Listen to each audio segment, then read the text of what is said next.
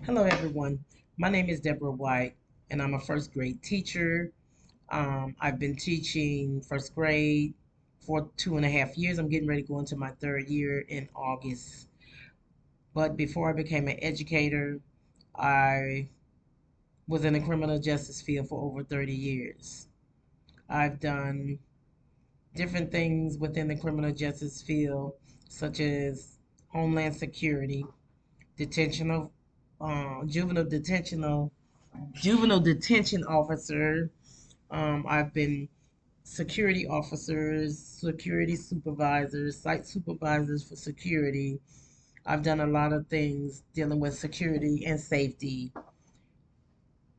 And I got into teaching because I have a close friend who's an educator.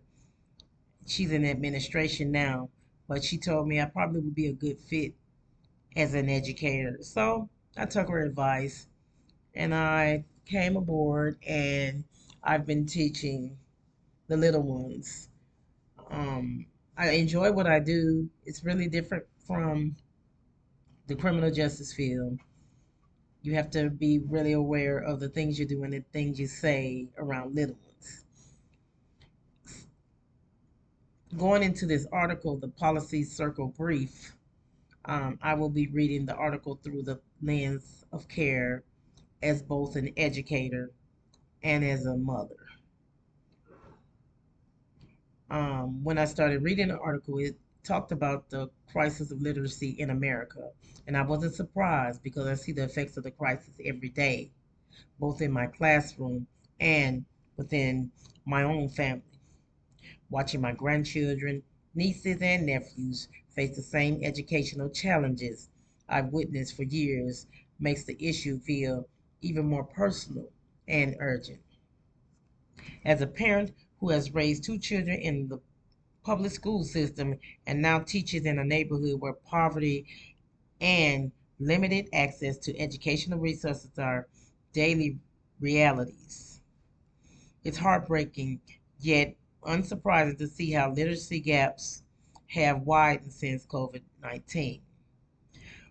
I wasn't teaching during COVID 19 during the pandemic, so I really don't know how bad the literacy gap was, but I can see it now since I'm teaching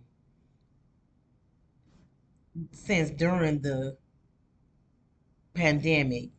I see where a lot of students have missed out on a lot of fundamentals of reading and of reading literacy. I wasn't teaching within the pandemic when it first impacted, but now I clearly see its lasting effects. It feels like our children are constantly trying to play catch up and regain what is lost or what was lost. What matters most is that literacy isn't just an academic skill, it's the foundation for opportunity, self sufficiency, and generational progress. The data I saw in the article shows that low literacy is tied to poverty, unemployment, and incarceration, which underscores the urgency for stronger family literacy programs, equitable funding, and community based support. Despite high national spending, many of our students and families are still being left behind.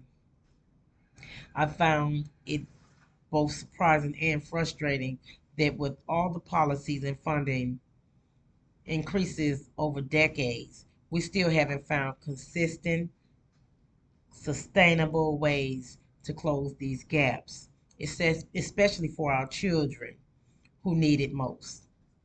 This issue remains deeply personal to me because I still have grandchildren, nieces, and nephews in the educational system who deserve access to the high quality education every child should receive.